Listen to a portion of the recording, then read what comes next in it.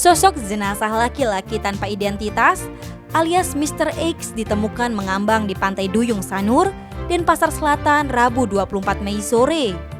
Diduga korban mengalami epilepsi saat memancing sehingga tenggelam. Kasih Humas Polresta Denpasar, AKP Iktut Sukadi menerangkan, awalnya petugas balai wisata yang berada di pos Matahari Terbit bernama Kadek Darmayasa 32 tahun mendapat informasi melalui HT oleh Pusdalops Kota Denpasar bahwa ada laporan dari masyarakat tentang adanya mayat di Laut Pantai Duyung dekat mercusuar sekitar pukul 16.30. Lalu, saksi bersama tim mengarah ke tempat kejadian perkara atau TKP dan berupaya mengevakuasi korban ke pinggir pantai.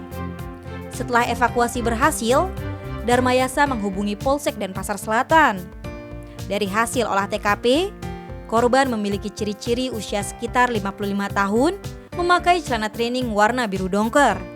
Selain itu, korban memakai pelampung warna oranye, memakai dungki, tas pinggang berisi alat memancing, sementara dari mulutnya mengeluarkan busa. Dari analisis kepolisian, diduga korban mengalami epilepsi mengingat mulutnya mengeluarkan busa. Lantaran epilepsinya kumat, kemungkinan menyebabkan korban tenggelam di laut walaupun sudah menggunakan pelampung. Tim Bali Express melaporkan.